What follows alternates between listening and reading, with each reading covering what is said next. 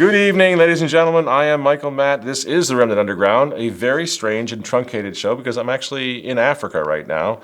But I wanted to just share an interview that we did just before I left, a really important interview of the author of this book. All right.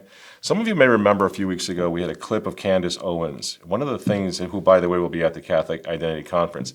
And one of the things that Candace talks a lot about is what the eugenicists did to the black community, how they really used the black community almost like an experimental, like guinea pigs to run all this psychotic culture of death ideology through the black community. They're suffering from that to this day.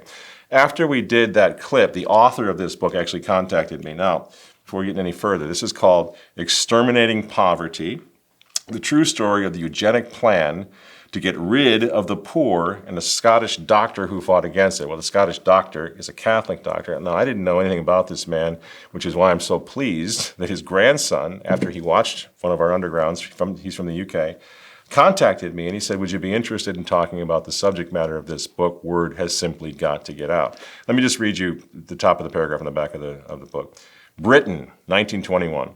A eugenic society was founded to create a race of well-formed, well-endowed, beautiful men and women. The Society for Constructive Birth Control and Racial Progress, that sounds nice, 1921, aimed to increase the offspring of the wise, healthy, and well-to-do while reducing the progeny of the poor, weak, and unemployed. It lobbied Parliament to pass laws to compulsorily sterilize undesirables. About racism, unbelievable.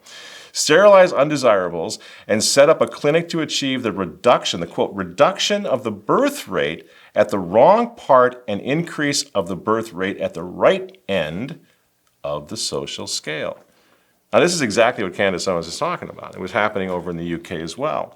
And this story, this book, is all about Dr. Marie Stopes, who is the Margaret Sanger of the UK. I think it's fascinating. It didn't take Mark Sutherland long to attract my attention. Because what are we dealing with right now? One of the things that's really pushed a lot of people into the traditional Catholic, more conservative Catholic, Christian counter-revolution, if you will, is the culture of death.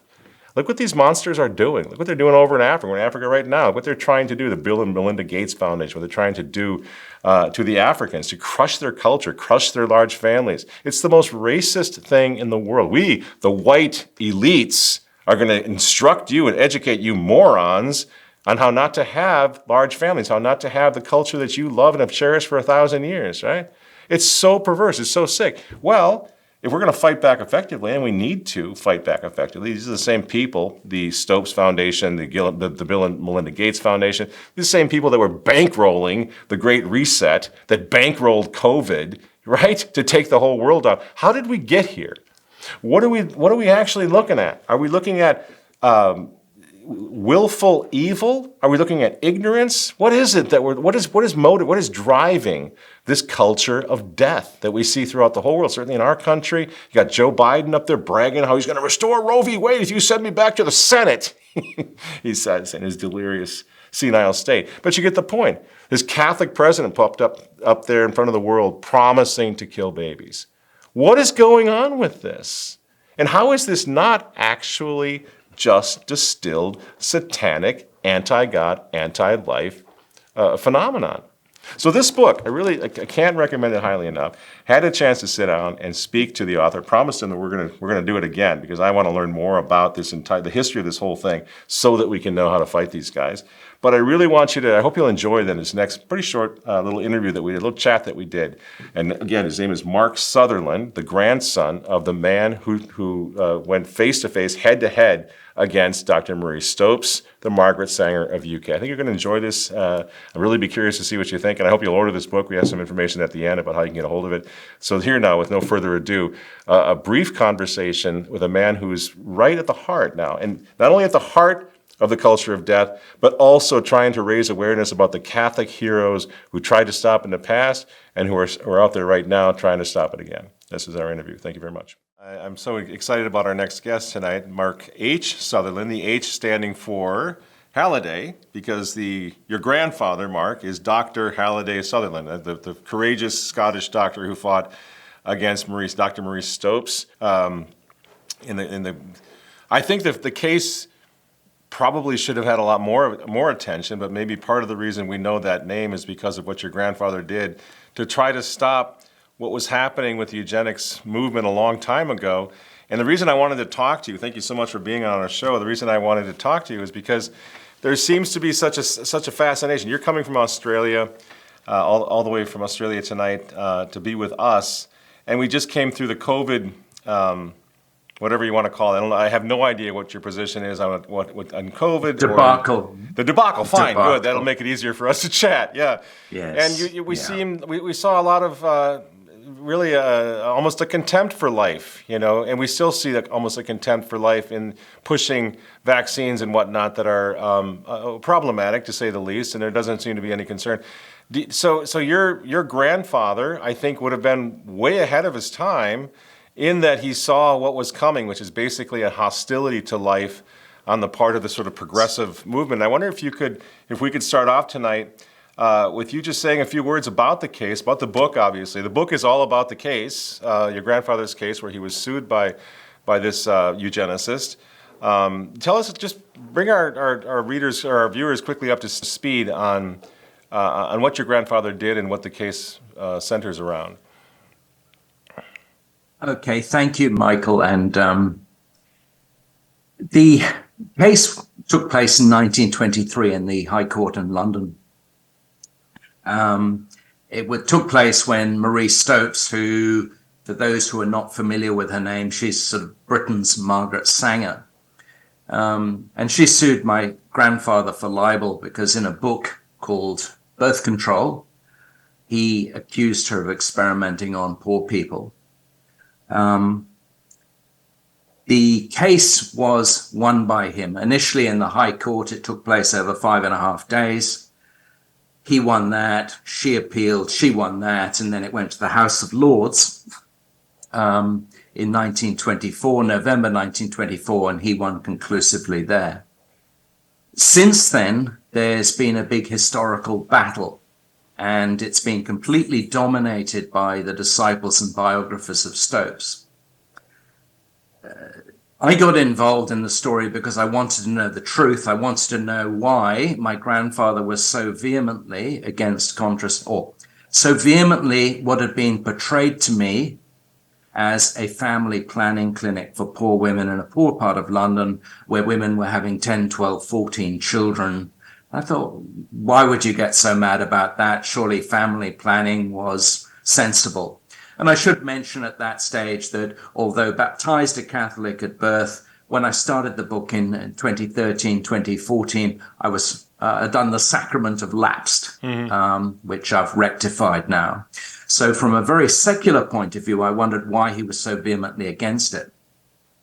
When I looked into it, I realized that Stopes's clinic was not merely family planning.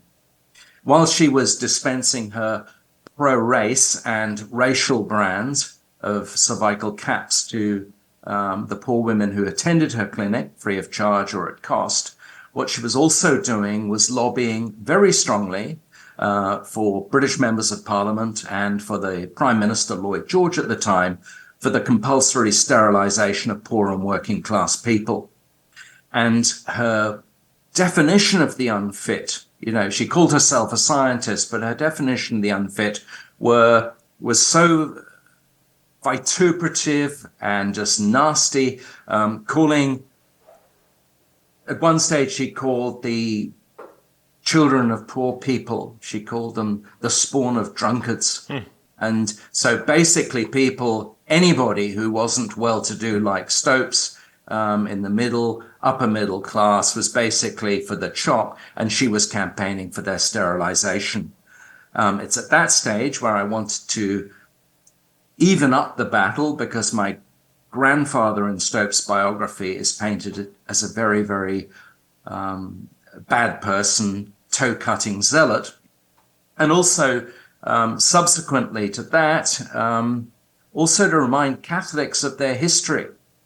The fact is today that while we might win the religious arguments, we live in a very secular world, And when you look at the story, it'll actually convince people of the secular arguments as well. Because when contraceptives were proliferated by Stopes in Britain and Sanger in the United States, it was not just about giving women choice. It was about sterilizing the poor, sterilizing anybody whose face didn't fit. And people need to be reminded of that because there was one institution standing against it. And it wasn't the Fabian socialists, and it wasn't the captain of industry, and it wasn't MPs. It was the Catholic Church. And that's why I wrote the book. It's interesting. In your book, it seems like she really reacts pretty negatively to the idea of abortion still, right? So they were sort of abortion had not been approved in many countries. So it's interesting that now, of course, it seems like par for the course. But back then, they were saying, well, we're not talking about abortion. We're talking just about birth control. Is that accurate? Where abortion was still kind of a taboo subject? I would say no. And as a general statement, one of the reasons I wrote the book, there's a couple of reasons, but one is because when I went to historians on the Stopes side who had written papers about Stopes and drew their attention to my research, I thought, well, I'm going to be their buddy and they're going to like what I've told them and they're going to say thank you for that from Dr. Sutherland's personal papers. Actually, it was quite the opposite. It was a sort of flat just completely ignoring. But the other reason is all of the information about Stopes is like in the layers of an onion. And on the surface layer for the public, you'll be told that she was vehemently against abortion. When you go into her papers, you'll see in her own hand that she was an advocate of abortion. So there was a letter in the British Library I looked at a couple of years ago by which somebody's writing about this terrible case, poverty, too many children, and not very bright mother and father and all of that. And she wrote back and said, look, there's nothing to be done. But you will have to go, and she used a euphemistic term such as evacuating the such and such. So she was in favor of abortion for people she regarded and called undesirables or defectives. But the story that they'll tell you on the surface is that she was against it. The other aspect of abortion at that stage is that I understand, and that's from a good source, from a PhD, from somebody who got a degree in nursing. And she said that at the time there was a tacit understanding between the police and doctors that if the mother's life was in danger, that if, whatever the circumstances, that the doctor would flush the products of, and that the police wouldn't prosecute. So there was a tacit, informal understanding that way. But the reason Stopes wanted to say that she was against abortion so publicly was so that she wouldn't actually be dragged into the opprobrium attached to the people who were doing that. Sure. Yeah, it's funny how much things change and yet remain the same, because it seems like there's a lot of talk about fake news, but it seems like the media was against your grandfather from the start, and maybe even still, it seems like they're very ambiguous as to who won the case finally after the appeals and everything. And they say that he was sued by Stopes, but they never mention that he won that case, right? I mean, it ultimately was in it, but they don't talk about it. It's kind of interesting, the prejudice against those who were defending the Catholic, the Christian position at that time, even that long ago. Yes, absolutely. And that's so correct. And actually, I was just flicking through the book in preparation for the interview, and there's a quote from the 11th of July, 1922, from a Father Mani, and he was debating the whole issue of birth control. And of course, birth control then didn't just mean contraceptives, which is what they represent it now. It was contraception, it was eugenics, it was abortion, it was Malthusianism. And so there was the whole range. And now they just take this off and say, oh, the silly Catholics were against this. Who could be against that? Right. Bring in the other issues. But anyway, Father Mani said, the exponents of birth control would open the sluice gates to a great many evils, to the use of noxious and harmful drugs, to surgical operations and would have dire results on the family life of England. And as you're saying, fake news, but this priest back in 1922 saw where it was all going. Yeah. Do you get into at all the Lambeth Conference where a contraception was basically approved by most, even most Christian denominations, and the one happy exception would have been the Catholic Church under Pius XI, who comes out with Costa Connubii at that point. I think it was 1927, so just right after all this was happening, and this I think really interesting and heroic moment for the Catholic Church before she kind of went into her dark period, where the Pope was actually able to influence what married men and women were doing behind closed doors. That was the power of the Church still when it came to contraception. And now, reading your book and hearing your story, your grandfather's story, you realize what he was up against. I mean, there really was this whole culture of death that has come out now that we've all been living through. It was in its nascent stage there, but these people were serious, as your grandfather found out. Oh, absolutely. Absolutely. And the whole agenda was there. And so one thing that comes to mind, for instance, is in the trial, one of the persons who Stopes wanted as one of her witnesses to testify on her behalf was a chap called Killick Millard, who was the medical officer for Leicester. And Killick Millard, as well as being a birth controller, as in eugenics, Malthusianism, and contraception and the like, he was actually a great proponent of euthanasia. Eugenics, good breeding; euthanasia, good death. And so all of this cult of death was actually being set up at that stage, and it was in its nascent stages. And that's why I think it's such an important history, because people think, that was a long, long time ago. But it wasn't that long ago, and the idea lived on and developed. But also the thing is that what they did is they changed their clothes with the times. So back then, you have eugenicists in a pre-mass communication age, and they're talking to each other and they think, well, no one's going to read our journal, no one's going to read our speeches, so we can say what we like. And they're speaking very plainly, whereas today they sort of guard their words and they promise this paradise world that we'll be in if only we listen to their science. And this, of course, this is not too far from the rise of National Socialism in Germany, when we saw a little of this kind of come to a frightening level in terms of a state. Were they aware of the connection, do you think, that even with Hitler, Nazism, that was a thing that was already popular? Was it, so you're saying that basically it wasn't taboo at all? They were just discussing these things as though it was going to be the norm or it was acceptable, even that early in the 1920s? That seems hard to believe. Even before that, I mean, the Eugenics Education Society, as it was then called, it was founded in 1908.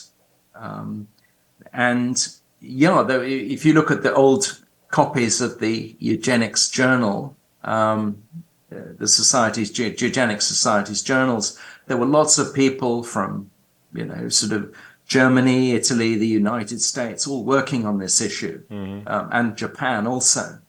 And with the Germans, they were in the forefront. So the popular history is because they really, really blotted the eugenics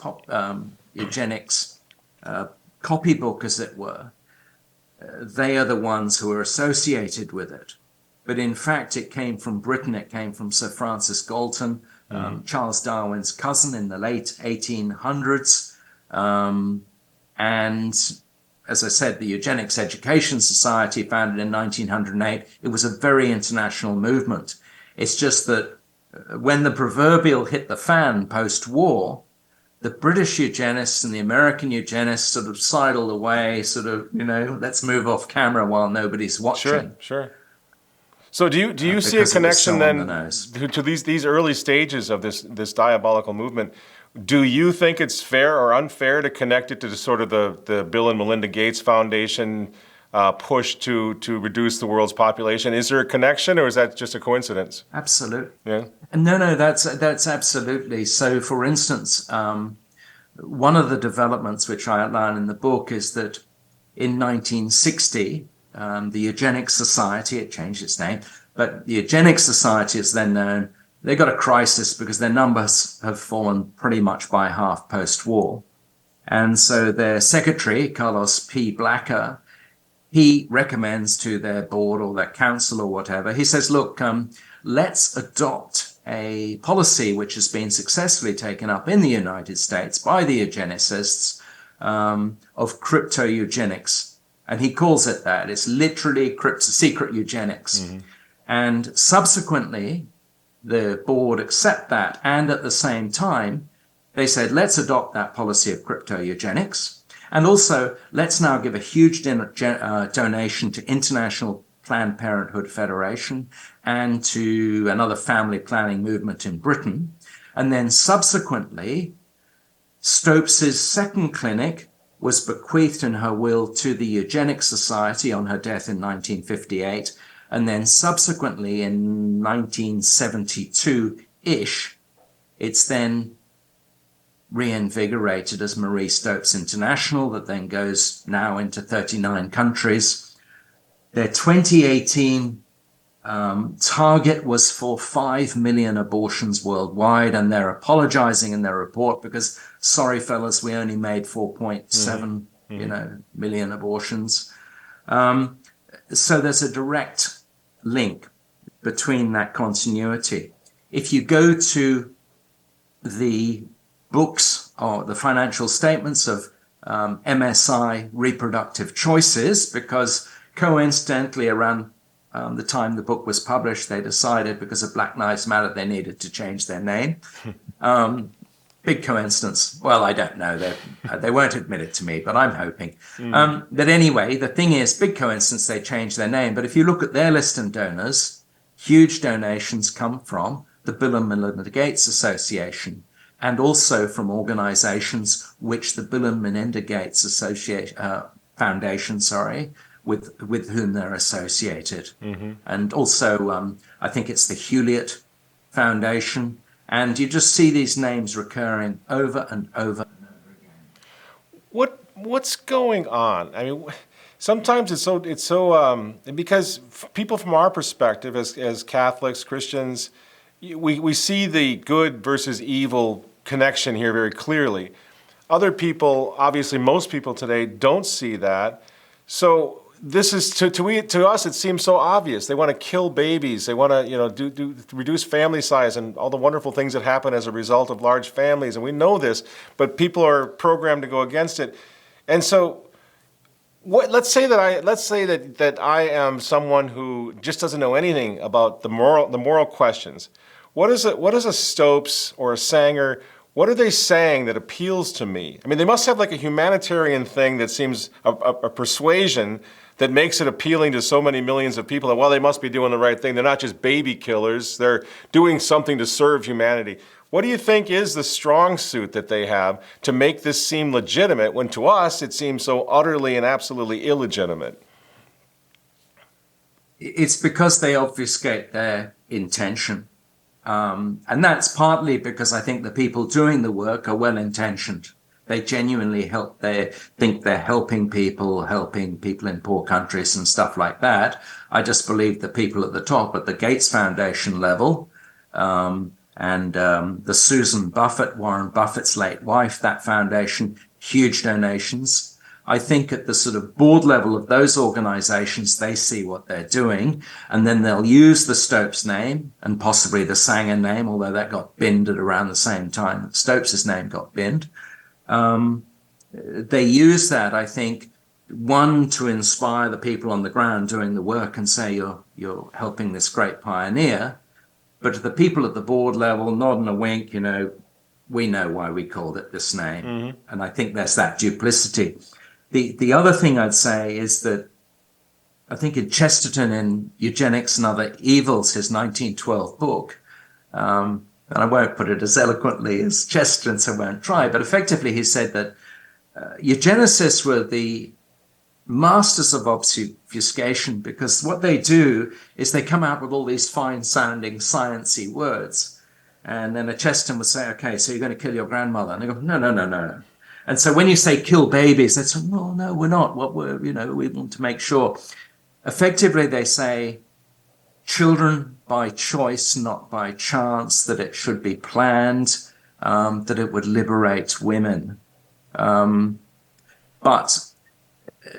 the bits that they obscure is the fact my grandfather was saying in 1922. He said, look, if children are the privilege of the rich and not allowed to the poor, Britain will become a slave state. Wow. And that women who will only be allowed to go to work and not have children, effectively, you're going to turn Britain into a slave state. He called it the servile state based on his friend's Hilaire Belloc, his book. Mm-hmm.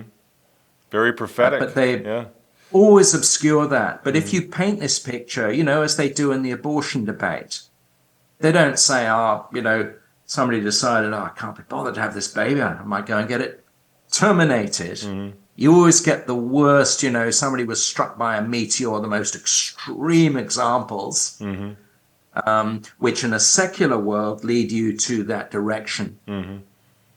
The other thing is people don't know the history. They genuinely think, the government's there to help us. And one of the things about the book is that it's wake up, fellas. There was a movement to get rid of the poor. Mm-hmm. And many of these people now are saying, Marie, our saint, she really helped us and cared about us. It's like, no, you knuckleheads. Yeah. She wanted you dead, or better still, not born at all. Yeah. Which seems to be an overlap with Margaret Sanger, her famous or infamous comments about black people. That basically there was an effort to use the same methods to reduce the population of the black folks as well. Yes. And I think, thankfully, I think some of that's coming out now and hurt her reputation. Not enough, but to some extent. Now, let me ask you this, because it seems odd today, with all the science that they have for preventing conception. And maybe this gets too conspiratorial. I don't know, but I mean, there's so many ways of preventing conception.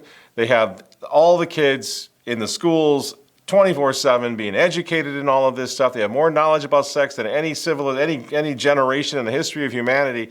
And yet there's no sense of responsibility, and there's no sense of dialing things back on killing babies. You know what I mean? That seems like, so when you look at that evidence, that they still want to kill and slaughter these babies, that they don't even seem to be recognizing that their own sex education is not helping to reduce the number of abortions, do we enter into the realm of that this is some sort of blood sacrament, that there's something actually evil going on that needs the blood of babies for some deity, some evil deity? Is that something you've thought about? Yes, I believe that is the case. I think that they need to perpetuate and keep that going, because you're quite right. With all of the technology that they have, they don't use it. They won't prevent abortion. Mm-hmm. So absolutely. The other thing is, I think it is branched off into distracting people by matters of sex, as a sort of bright, shiny toy to lead people in that direction as well. Mm-hmm. And I say that because when I researched the foundation of Marie Stopes International in 1972-75, I think it was incorporated. It was set up by Tim Black and Phil Harvey, Tim Black being a British guy, British doctor, and Phil Harvey being an American. Now, they both met at the University of North Carolina, and they were both doing a master's in population control, I think, and they met. And they were both sponsored too. They were both fellows of the Ford Foundation, so they were paying for them to go through. They had an assignment and said, well, how can we promote contraception? And so what they did is they set up this condom business where they were selling condoms through the mail. And years later, and the sort of early 1990s, Tim Black was saying, it's the condom business. When you actually look into it, it wasn't just a condom mail order business. couple of things. First of all, when they did their assignment, it was illegal to sell contraceptives through the mail, Comstock Act, and Comstock Act, sorry, and they could have gone to jail for it. However, conveniently for these students, they get Planned Parenthood lawyers giving their time and opinions as to what they could do. So that's a bit, sort of well-resourced for a start, which with the Ford Foundation and that, it looks like let's put these people into this direction, okay? The next thing is they turn their condom business into one of the biggest sex toy and pornography countries in North America. It's the parent company is PHE Inc. It's Phil Harvey Enterprises Inc. And effectively what they did was they set up Adam and Eve under PHE Inc. About 15% of the profits of that went into Marie Stopes International and other American contraceptives organization. When you look at Marie Stopes International, for the last 10 years, they're second and third highest donors. So imagine a list of about 20 donors. The number one is the British Foreign Office or something like that. Number two is anonymous. Number three is other. And then, Bill and Melinda Gates and so on like that. Right. Now, normally, anonymous and other are for the rats and mice. We can't categorize all of these small donations. Right. But they're number 2 and 3. And when I looked into it, I was able to track at least around 6 or 7 million pounds coming in from their pornography business. Wow. And so I think it's the whole bag that you get the population down by the proliferation of pornography. You make money out of it. You channel a bit into that, into your favored causes. And so I do think it's the whole package, including abortion as the blood sacrament. Yes. Wow. Did you know your grandfather personally? No, I was born 6 months after his death. So he died in April 1960, and I was born in October, and so that's why I was named after him. So unfortunately, I never met him. Yeah, I kind of wonder. But through his books, I was able to get to know him. Isn't that wonderful? Same thing happened to me. I just really got to know my grandfather through a book that I just recently read that he had written. Yeah, but I was wondering, as a faithful Catholic, what do you think he would think of the sort of wishy-washy position of the Vatican on all these issues that he fought so hard against? Well, one of the things in his obituary in the British Medical Journal said he was a religious controversialist. And he certainly spoke truth to power. So he, in the 1950s, became involved in the issues about the Magdalene laundry at Galway. And he wrote about that in his 1956 book, Irish Journey.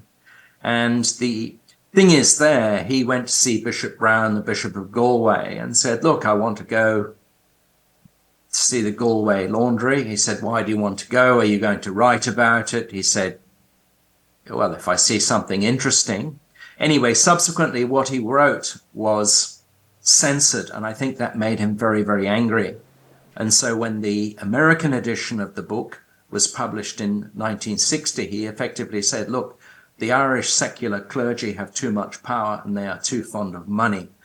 And so just before his death, I think that was him, as far as certain people were concerned, blotting his copybook.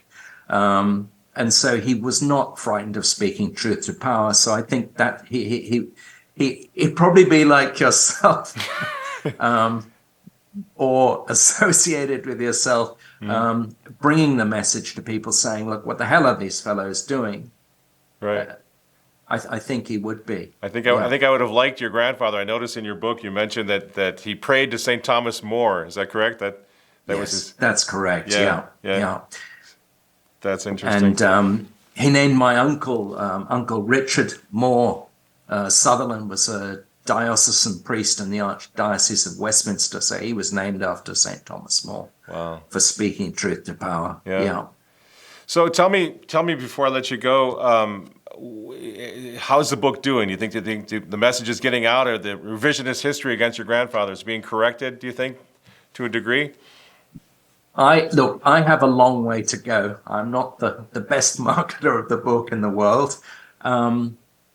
It's got a long way to go. It got a good review in the Ampleforth Journal about a year ago, which was good. But I'm certainly interested in proliferating the story by giving presentations on it, and also putting what's happening today with COVID, the lockdowns, transhumanism, abortion, all into the package. It's been going on for a long, long time, at least 100 years.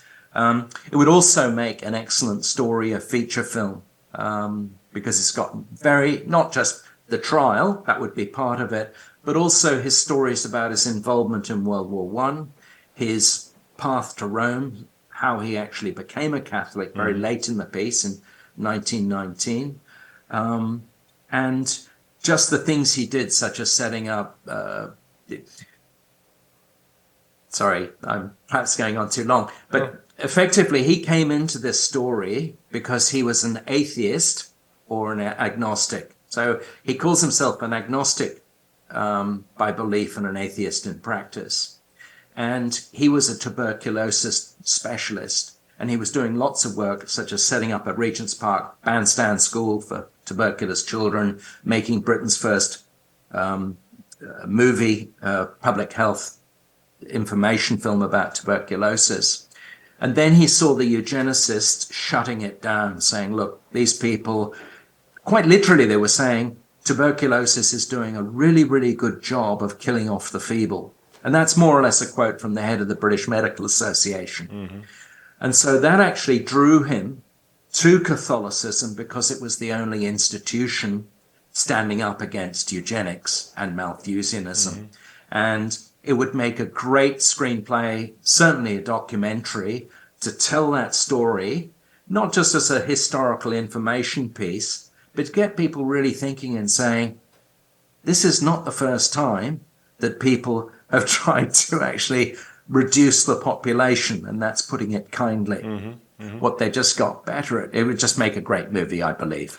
But if anybody actually wants me to talk on the issue, certainly interested, and they can contact me through. I'll contact you next year. Maybe we can get you to come to the Catholic Identity Conference in Pittsburgh, because I think that one of the pieces that's missing from the whole, there is a strong, vital counter-revolution going on right now, but the problem is it's young, and so people don't know the history. And I really think it's very difficult for people to understand, for example, the level of evil that we're dealing with in this culture of death, which is so pervasive. I mean, you look what's happening in Canada right now, where they're actually going to start telling someone who's suffering from depression that was caused, in my opinion, most often by societal issues, by the breakdown of the family. So in other words, they cause the poor person to suffer seriously from depression, and then they say, well, we're going to help you alleviate your pain by allowing you to kill yourself.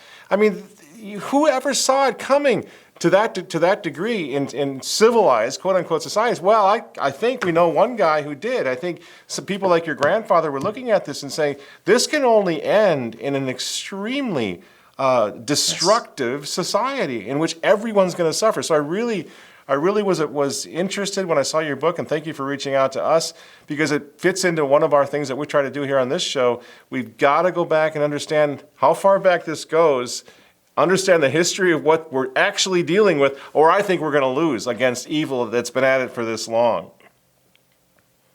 You're absolutely right. And the thing is that people who go, you got a toothache? Hey, we got a solution for that. Mm-hmm. It's permanent. And it's also cheaper than the state paying for dental care. I mean, it's quite ridiculous how far they've taken that. Yeah. But people in the secular materialist argument will say, yeah, but on the other hand, I had an uncle who was very, very sick, and, it was merciful. What they don't understand is this is the thin edge of the wedge of, hey, have a chocolate. Yeah. Before you have a few more chocolates, and then you realize there's the poison chocolate, which is intended to kill you. And they don't twig it at this stage. And by the time they do, it's going to be far too late.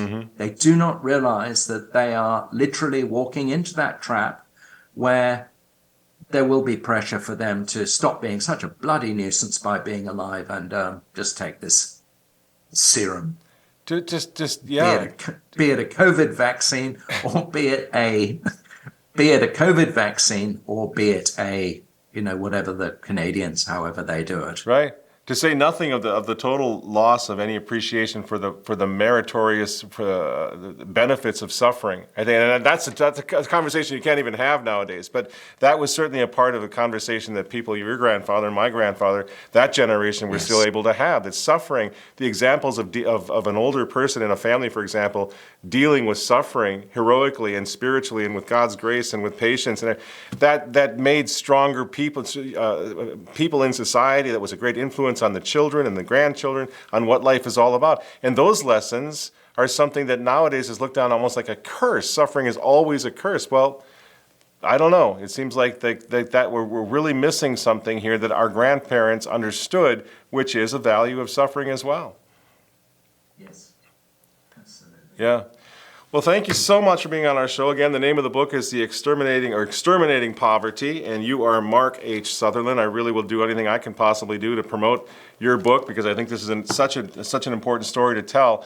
And maybe, like I say, if I can get you to come back to one of our conferences, but certainly back on this show, because I feel like personally I'm just scratching the surface with what you're working on here and what your grandfather was working on in terms of eugenicism and eugenics. And I think we could have a lot more, and should have a lot more, discussions like this to open people's eyes as to what we're really dealing with. So thank you so much for coming on our show. Well, Michael, thank you so much for your interest and your enthusiasm. I really, really appreciate that. Great. And how can people get the book? How can they order the book?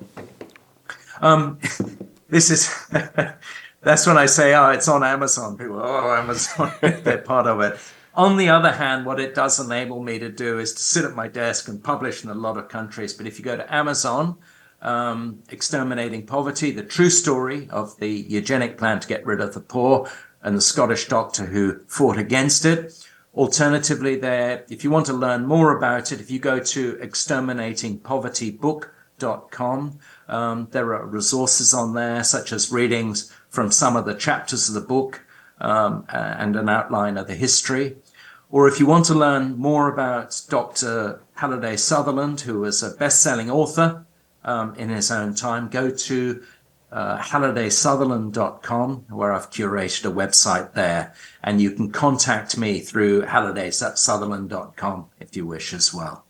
Mark Sutherland, thank you so much for being on our show. God bless you. Thank you so much, Good Michael. luck with the book. Brilliant. Thank you so much. God bless you too. God bless you. Bye-bye. Bye-bye. Thank you.